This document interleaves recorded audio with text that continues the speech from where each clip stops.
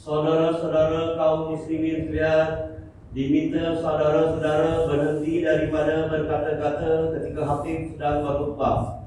Kerana menurut riwayat hadis Rasulullah sallallahu alaihi wasallam yang telah diriwayatkan oleh Abu Hurairah radhiyallahu anhu, bahwasanya Rasulullah sallallahu alaihi wasallam telah bersabda, maksudnya barang siapa berkata-kata ketika khatib sedang berkhutbah, walaupun memperingatkan sahabatnya dengan perkataan diam saja sekalipun, maka nescaya sisirlah pahala jemaatnya. Maka dari itu diamlah dan dengarlah dengan taat. Mudah-mudahan kita mendapat taufik dan hidayah serta rahmat Allah.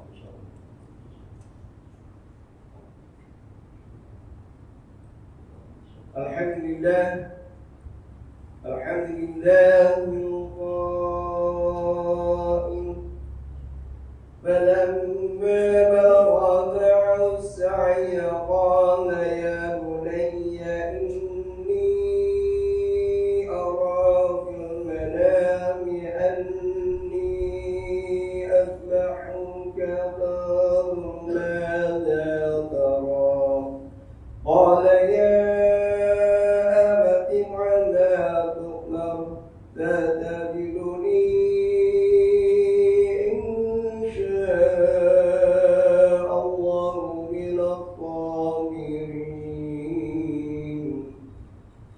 أشهد أن لا إله إلا الله وحده لا شريك له وأشهد أن سيدنا محمدا عبده ورسوله. اللهم صل وسلم على سيدنا محمد وعلى آله وأصحابه أجمعين. أما بعد فيا عباد الله اتقوا الله أوصيكم وإياي بتقوى الله فقد المتقون. قال الله تعالى في كتابه العزيز يا أيها الذين آمنوا أطيعوا الله وأطيعوا الرسول وأولي الأمر منكم فإن تنازعتم في شيء فردوه إلى الله والرسول إن كنتم تؤمنون بالله واليوم الآخر ذلك خير وأحسن تأويلا. Surah An-Nisa ayat 29 yang bermaksud, wahai orang yang beriman, taatlah kamu kepada Allah dan taatlah kamu kepada Rasulullah dan kepada ulil amri, yaitu orang yang berkuasa daripada kalangan kamu. Kemudian jika kamu berbadah-badah yakni perselisihan dalam sesuatu perkara, maka hendaklah kamu mengembalikannya kepada kitab Allah, yaitu Al-Quran dan Al-Sunnah Rasulnya, jika kamu benar-benar beriman kepada Allah dan hari akhirat. Yang demikian adalah lebih baik bagi kamu dan lebih elok pula kesudahannya. Sidang umat yang dirahmati Allah sekalian, marilah sama-sama kita tingkatkan ketakwaan dan keimanan serta pengorbanan kepada Allah Subhanahu wa taala. Semoga kita dapat mencapai derajat di kalangan orang-orang yang mulia dan bertakwa di sisinya. Marilah kita panjatkan rasa syukur yang tidak terhingga kepada Allah Subhanahu wa taala di atas nikmat Aidil Adha ini. Dan tidak lupa juga, marilah sama-sama kita mendoakan mereka yang sedang mengerjakan ibadah haji di tanah suci Mekah agar diberikan kesehatan, keselamatan dan seterusnya memperolehi haji yang mabrur. Mimbar Jumat pada hari ini akan menyebutkan tentang tajuk pengorbanan agung Nabi Ibrahim dan Nabi Ismail alaihissalam. Sidang umat yang dirahmati Allah sekalian, Aidil Adha merupakan antara hari kebesaran umat Islam yang diraihkan pada setiap tahun. Pada hari ini, seluruh umat Islam akan mengagungkan Allah Subhanahu wa taala dengan amalan bertakbir, bertahmid dan bertasbih serta menzahirkan syiar Islam dengan menyembelih haiwan kurban bagi tujuan mendekatkan diri kepada Allah Subhanahu wa taala. Umat Islam disunatkan untuk menyembelih haiwan kurban bermula pada pagi 10 Zulhijjah, yaitu setelah selesai menunaikan salat sunat Aidil Adha sehingga terbenamnya matahari pada hari tasyrik yang terakhir, yaitu pada 13 Zulhijjah. Menyembelih hewan kurban ini adalah merupakan suatu simbol pengorbanan yang sangat besar dalam kehidupan seseorang yang mengaku beriman kepada Allah Subhanahu wa taala. Ia sentiasa membawa kita untuk mengingati peristiwa Nabi Ibrahim alaihissalam yang memuji Allah Subhanahu wa taala dengan perintah untuk menyembelih anaknya yang dicintai, yaitu Nabi Ismail alaihi salam.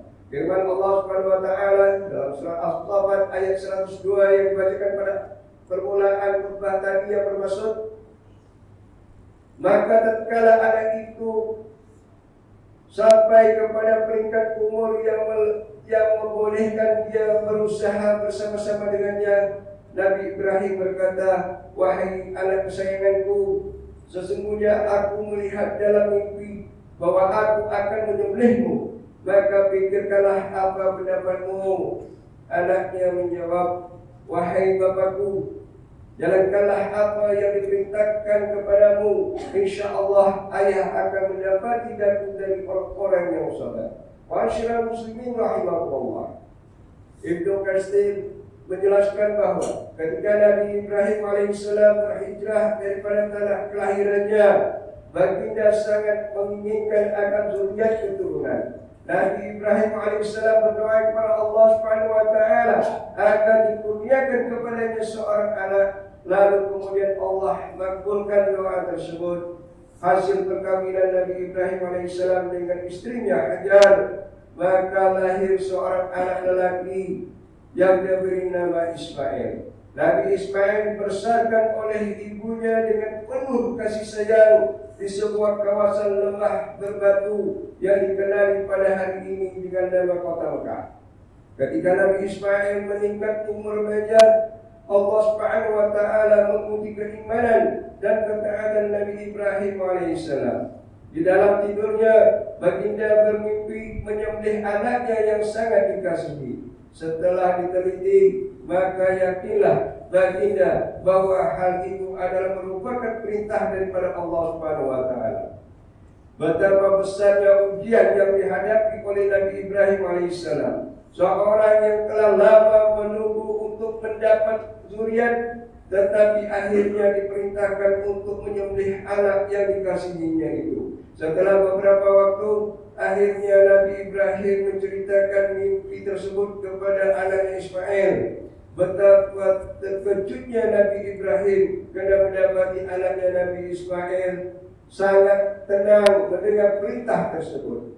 Nabi Ismail alaihissalam menerima perintah tersebut dengan sifat terbuka karena keyakinannya yang tinggi kepada kuasa Allah Subhanahu wa taala. Pada hari yang telah ditentukan, ketika Nabi Ibrahim alaihissalam membaringkan anaknya untuk disembelih, lalu Allah Subhanahu wa taala mendatangkan seekor kibas jantan yang besar berwarna putih menggantikan tubuh anaknya. Sidang jemaat yang dirahmati Allah sekalian, sesungguhnya kisah pengorbanan keluarga Nabi Ibrahim alaihissalam ini adalah satu gambaran yang besar berkenaan arti ketaatan. Bagi mereka yang berjaya menghadapi ujian Allah dengan sifat takwa dan sabar, maka mereka akan diberikan kedudukan yang mulia di sisi Allah. Allah Subhanahu wa taala akan menggantikan setiap ujian yang dihadapi oleh para hambanya dengan nikmat, dan sebaik-baik nikmat Allah itu adalah surga yang kekal abadi. Sebagai orang yang beriman, amalan berkorban yang kita laksanakan pada hari ini bukanlah merujuk kepada harta dan wang ringgit untuk membeli haiwan korban semata-mata. Bahkan ianya adalah satu gambaran tentang bebasnya seseorang itu daripada sikap bakhil terhadap harta dan sifat cinta dunia. Allah Subhanahu wa taala memuji tindakan para hambanya yang melaksanakan amalan berkorban menerusi firman-Nya dalam surah Al-Hajj ayat 37. A'udzu billahi minasyaitonir rajim. La yanala luhumuha wa la dima'uha walakin yanalu taqwa minkum. Kadzalika sakhkharaha lakum litukabbirullaha 'ala ma hadakum wa basyiril muhsinin. Yang bermaksud daging dan darah binatang korban atau hadiah itu tidak sekali-kali akan sampai kepada Allah, tetapi yang sampai kepadanya ialah amal dan ikhlas yang berdasarkan takwa dari kamu. Demikianlah Dia memudahkan binatang-binatang itu bagi kamu, supaya kamu membesarkan Allah karena mendapat nikmat petunjuknya. Dan sampaikanlah berita gembira dengan balasan yang sebaik-baiknya kepada orang yang berusaha supaya baik amalnya. Ma'asyiral muslimin rahimakumullah. Justru mengakhiri khutbah pada kali ini, Imam ingin menyuruh para jemaah sekalian, marilah kita mengambil iktibar daripada peristiwa pengorbanan Nabi Ibrahim alaihissalam ini dalam melaksanakan perintah Allah Subhanahu wa taala dalam apa jua keadaan. Ingatlah, sejauh manapun kita mengejar kecintaan kepada dunia, maka kita tidak akan dapat memperoleh kepuasannya. Tetapi anggaplah nikmat di dunia ini hanya sebagai satu perhiasan yang menyerikan kehidupan. Hari ini ia datang dan esok ia boleh pergi. Seseorang itu tidak akan mampu untuk mencapai ketinggian derajat dalam melakukan kebaikan, melainkan apabila dia memberikan sesuatu yang berharga yang ada pada dirinya.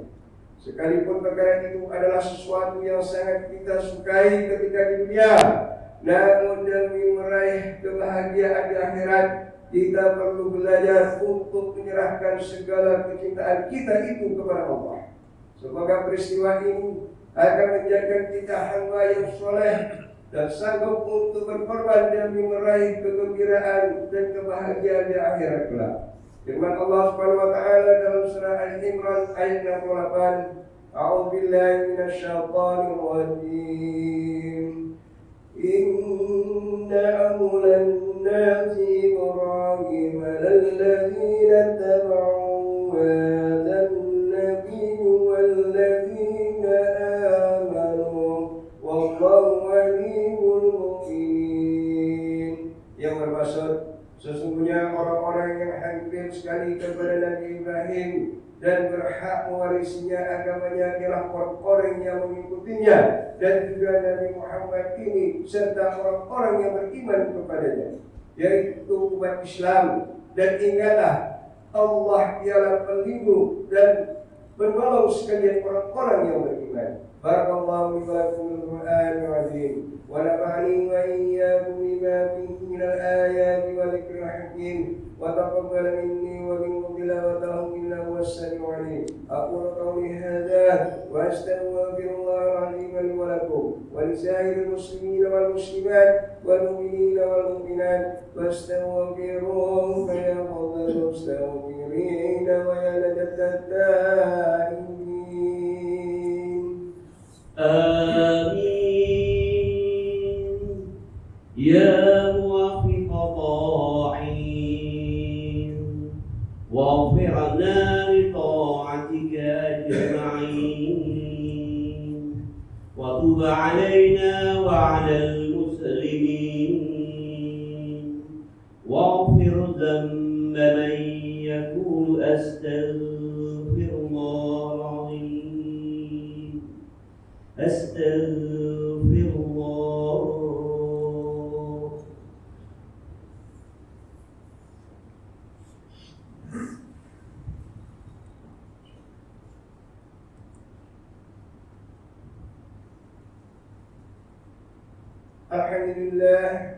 الحمد لله حمدا كثيرا كما أمر.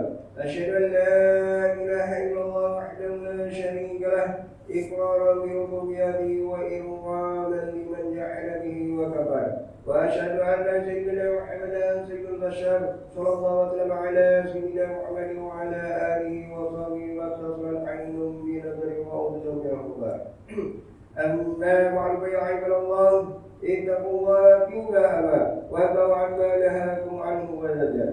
Wahai hamba Allah, ingatlah bahwa dunia ini adalah tempat tumpangan untuk sementara. Akhirat itu adalah sebenarnya tempat yang kekal untuk selama-lamanya. Oleh itu, marilah kita bertakwa kepada Allah untuk mendapatkan kebahagiaan serta menyelamatkan diri daripada siksaan api neraka. Allah berfirman dalam surah Al-Ahzab ayat 56, Inna Allah wa malaikatahu yusalluna 'alan nabi ya ayyuhalladzina amanu sallu 'alaihi wa sallimu tasliman. Yang bermaksud, sesungguhnya Allah dan malaikat yang berselawat, yakni memberi segala penghormatan dan kebaikan kepada Nabi Muhammad sallallahu alaihi wasallam.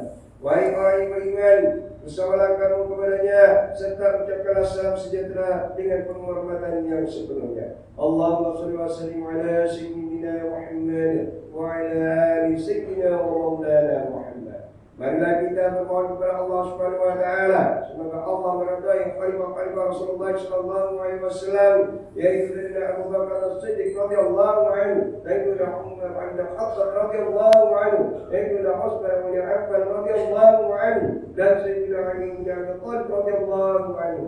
Dan sahabat-sahabat baginda yang sama-sama berjuang menegakkan agama Allah yang Maha Suci ini radhiyallahu anhu. Seterusnya kepada bapak saudara junjungan kita Sayyidina Hamzah dan Sayyidina Abbas radhiyallahu anhuma, cucu-cucu baginda Sayyidina Hasan dan Sayyidina Husain radhiyallahu anhuma, putri-putri baginda Sayyidatuna Fatimah Zahra dan lain-lainnya radhiyallahu anhuma, istri-istri baginda Sayyidatuna Khadijah, Sayyidatuna Aisyah dan lain-lainnya radhiyallahu anhuma, kepada sekalian keluarga, sahabat-sahabat, pengikut-pengikut sahabat radhiyallahu anhum, dan yang menuruti mereka itu dari semasa ke semasa hingga hari kiamat. Allahumma ighfir lil muslimina wal muslimat wal mu'minina wal mu'minat al-ahya'i minhum wal amwat. Ya Allah, ampunkanlah sekalian kaum muslimin dan muslimat, mukminin dan mukminat, sama ada yang masih hidup ataupun yang telah meninggal dunia. Ya Allah, peliharakanlah akidah kami yang melandaskan akidah Ahlussunnah wal Jamaah, aliran Al-Asy'ariyah dan Al-Maturidiyah. Ya Allah, pelihara, lindungi, jauhi dan selamatkanlah apalah kiranya diri kami ini, zuriat keturunan kami, keluarga kami dan umat Islam keseluruhannya daripada apa jua bala dan bencana, wabak dan penyakit, segala mara bahaya, kesusahan dan keburukan. Ya Allah, kurniakan kemuliaan dan kesejahteraan kepada mereka yang berjihad dan menafkahkan hartanya ke jalan-Mu, seperti pembayar-pembayar zakat, wakaf dan seumpamanya. Ya Allah, kurniakanlah taufik dan hidayah, kekuatan, kesejahteraan dan pertolongan kepada ketua-ketua negara Islam dan raja-rajanya, khasnya kepada Abdul Harith Syariati, Sultan Ibrahim bin Al-Farud, Sultan Iskandar, Sultan yang dipertuan bagi negeri Jajahan Takluk Johor Darul Tanzil. Kepada Raja Dari Sofia bin Al-Marhum Sultan Idris Shah Permaisuri Johor, kepada Tunku Ismail bin Sultan Ibrahim Tunku Mahkota Johor, dan Ikhwan Besar Khadijah binti Mustabam, paduka putra-putra dan putrinya, kerabat-kerabat diraja dan raja sekalian. Allahumma a'izzal Islam wal muslimin wa aghlaq wa mudani'an sayyi'ati wal musyrikin wa qul man wa'an walidin. Allahumma qawwim al-muslimin wa bidayyin 'anil madini wa asir rasal majuni wa ja'al balada آمين ومعين الرحية وسائر بلاد المسلمين آمين يا رب العالمين. اللهم نحلنا وذرياتنا ووصولنا وقر على الجنة والأبرار يا عزيز يا غفار يا رب العالمين. ربنا هب لنا من أزواجنا وذرياتنا قرة أعين واجعلنا للمتقين إماما.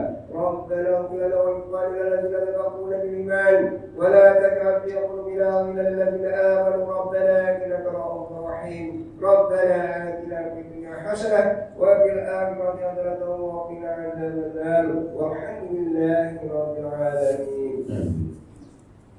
عباد الله، إن الله يأمر بالعدل والإحسان وإيتاء ذي القربى وينهى عن الفحشاء والمنكر والبغي يعظكم لعلكم تذكرون. فاذكروا الله العظيم يذكركم واشكروه على نعمه يزدكم ولذكر